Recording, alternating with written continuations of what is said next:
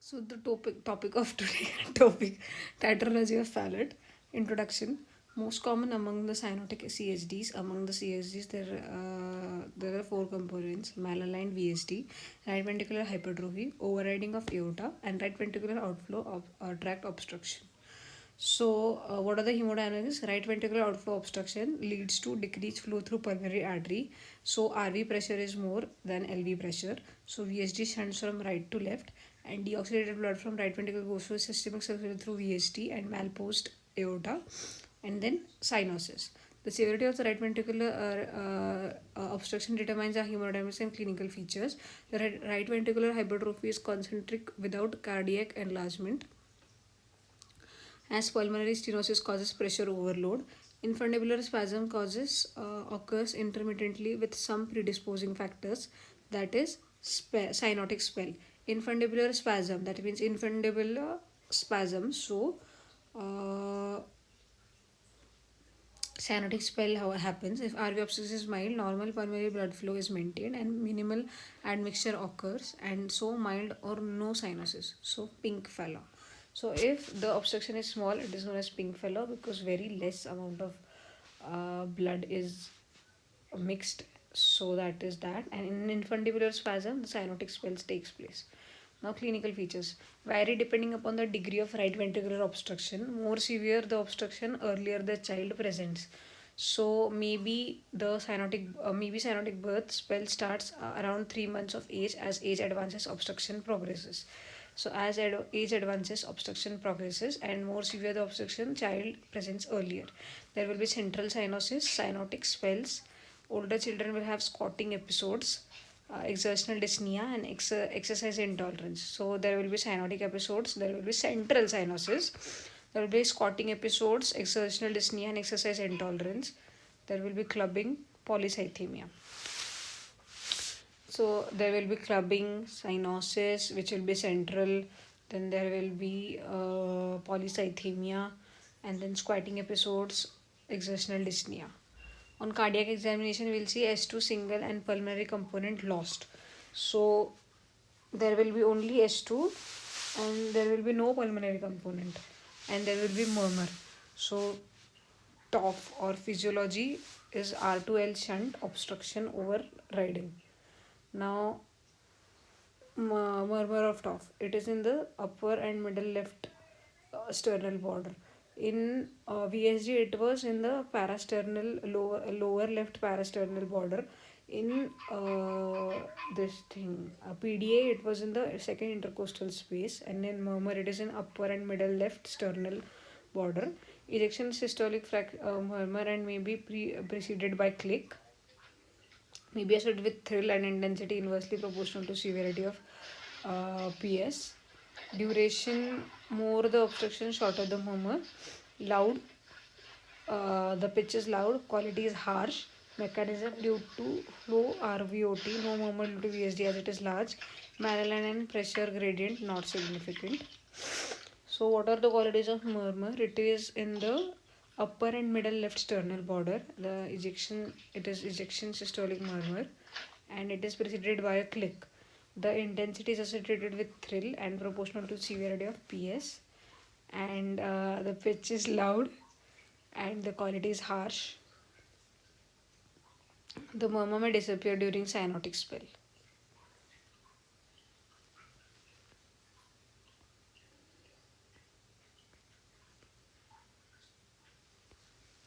Now we'll study about paroxysmal hypercyanotic spell or TET spell or cyanotic spell.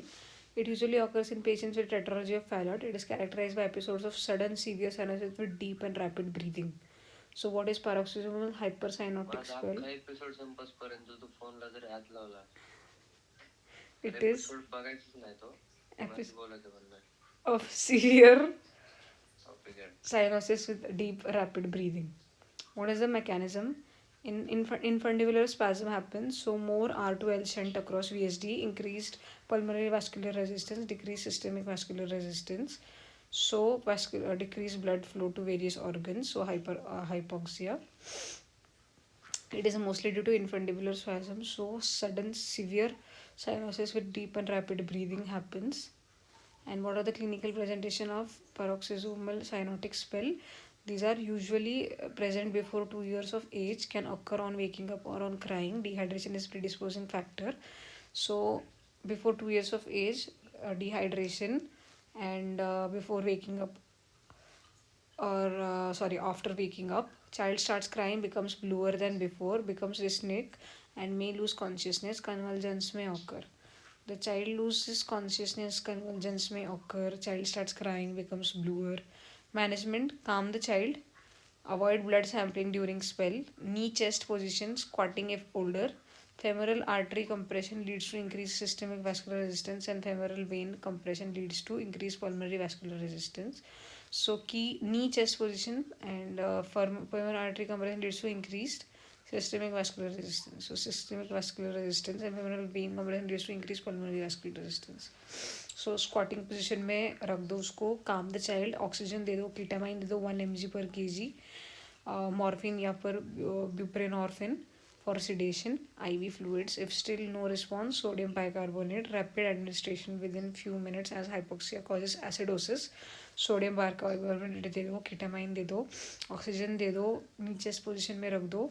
Severe beta blockers, esmolol and propranolol, phenylephrine 0.0 mg/kg to improve RV outflow, and intubation, sedation, mechanical ventilation, spell still refractory. Emergency surgery में palliation with modified BT shunt if still not responding, rare.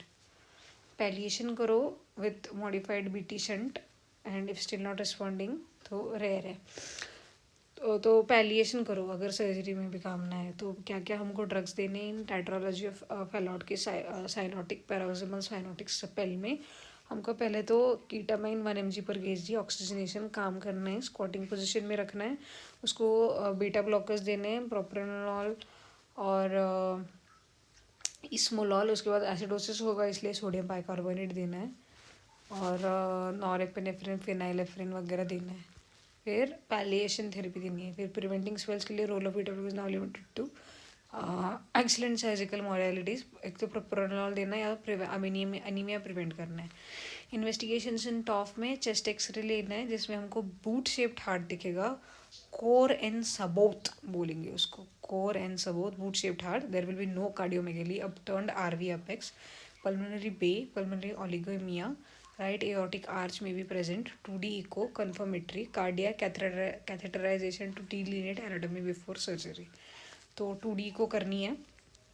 X ray में हमको कोई cardiomegaly नहीं दिखेगी, अपटर्न्ड RV apex दिखेगा, pulmonary bay दिखेगा. The area of pulmonary artery shadow is concave in the heart border due to small pulmonary trunk. Pulmonary oligemia, right aortic arch may be present. Cardiac catheterization to delineate anatomy before surgery. Cardiac catheterization करना है, 2D को करना है. Chest x ray में हमको दिखेगा कि pulmonary बे है, पल्मोनरी ओलिगेमिया है, राइट एओर्टिक आर्च में भी प्रेजेंट एंड अपटर्न RV और नो कार्डियोमेगली. कॉम्प्लिकेशंस में हमको दिखेगा कि 2 साल के कम से बच्चों में होता है साइनोटिक स्पेल होगा, ग्रोथ फेलियर होगा, वेट और हाइट दोनों अफेक्ट हो जाएगी. साइनोटिक स्पेल, वेट और हाइट नहीं बढ़ेगा. और 2 साल के बाद में infective endocarditis, polycythaemia, cerebral thrombosis, cerebral abscess, dental caries, congestive cardiac failure does not occur unless TOF is complicated with severe anaemia. तो क्या क्या दिखेगा 2 साल के कम के बच्चों में? हमको दिखेगी साइनोटिक स्पेल्स और वेट और हाइट गेन नहीं होगा. और 2 साल के बाद के बच्चों में हमको इन्फेक्टिव एंडोकार्डाइटिस दिखेगा. फिर cerebral thrombosis, cerebral abscess, dental caries, congestive heart failure. Natural history of TOF: infancy, more than 75 survive beyond infancy if untreated. However, only 30 survive beyond 10 years if untreated. Treatment में हमको ideal haemoglobin 15 से 18 maintain करना है. Supplement iron from 3 to 4 months. Polycythaemia is often compensatory. Spell prevention with beta blockers. तो हमको क्या haemoglobin 15 से 18 में मेंटेन करना है. प्रोप्रानोलॉल देना है कंपेंसेशन के लिए. बीटा ब्लॉकर्स देने, और पॉलीसाइथेमिया होता है आयरन सप्लीमेंशन देना है. और सर्जिकल मोस्ट इम्पॉर्टेंट होता है, तो अर्ली सर्जिकल करेक्शन करना है. All patients require surgery. Timing depends on centre and facilitates available. So 3 months में सीवियर साइनस हो तो पैलिएटिव BT शंट. 3 से 6 months हो तो करेक्टिव सर्जरी. और पिंक टॉप हो तो इलेक्टिव रिपेयर 6 to 12 months. तो पैलिएटिव सर्जरी में क्या करना है? modified block Torsty shunt between subclavian artery and pulmonary artery to maintain pulmonary blood flow. तो 3 months से पहले अगर सीवियर साइनोसिस हो तो पैलेटिव पीटी शंट करना है, जिसमें modified Blalock Taussig shunt between subclavian artery and pulmonary artery to maintain pulmonary blood flow. एक शंट बनाना है सबक्लेवियन आर्टरी और पल्मोनरी आर्टरी में पैलेटिव सर्जरी में. करेक्टिव सर्जरी 3 months से 6 months में करना है. साइनोसिस थोड़ा सा भी हो तो patch closure of VSD with RVOT resection. VSD का पैच बंद करना है, RVOT का रिसेक्शन करना है, और फिर पिंक टॉफ में elective repair 6 to 12 months. Outcome of surgery is good. Pulmonary insufficiency may occur at later age. Well tolerated survival rate.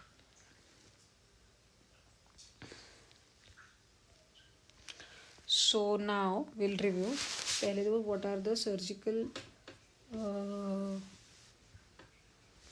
measures that we'll take. So if less than 3 months severe cyanosis, then VT shunt palliative. If more 3 to 6 months corrective surgery, उसमें VSD को बंद कर देना है और फिर elective repair करना है अगर पिंक टॉप हो तो.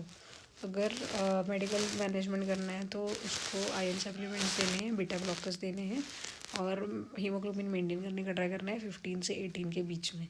फिर नेचुरल हिस्ट्री में 10 साल के अंदर मर जाएंगे बच्चे. कॉम्प्लिकेशंस में क्या होगा, अगर 2 साल के कम का बच्चा हो तो साइनोटिक स्पेल होगा, उसके हाइटर वेट नहीं गेन होगा. और अगर 2 साल से ज़्यादा का बच्चा हुआ तो उसको इन्फेक्टिव एंडोकार्डाइटिस होगा, फिर सेरेब्रल एब्सेस होगा, सेरेब्रल इन्फेक्शंस होगी, सेरेब्रल थ्रोम्बोसिस होगा, डेंटल कैरीज होगा, कंजेस्टिव कार्डियक फेलियर होगा, और पॉलीसाइथेमिया होगा.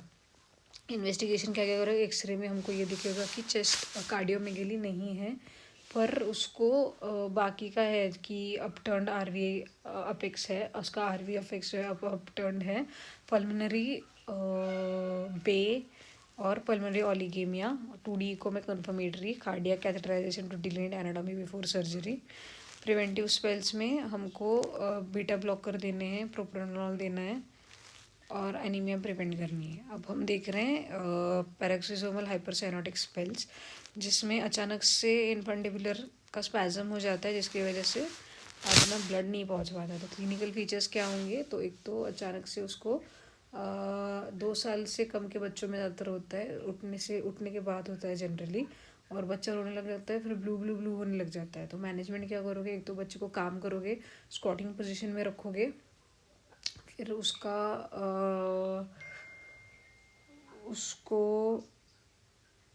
ऑक्सीजन दोगे, कीटामाइन दोगे, फिर सोडियम बाइकार्बोनेट दोगे, और फिर बीटा ब्लॉकर्स दोगे, फिनाइलेफ्रिन दोगे, इंट्यूबेशन एंड मैकेनिकल वेंटिलेशन दोगे. फिर आता है अपना कि एग्जामिनेशन में क्या क्या दिखेगा. एक तो साइनोटिक होगा तो सेंट्रल साइनोसिस दिखेगा, क्लबिंग दिखेगा, फिर S2 साउंड जो होगा वो सिंगल होगा, और पल्मोनरी कंपोनेंट होगा ही नहीं. मर्मर दिखेगा.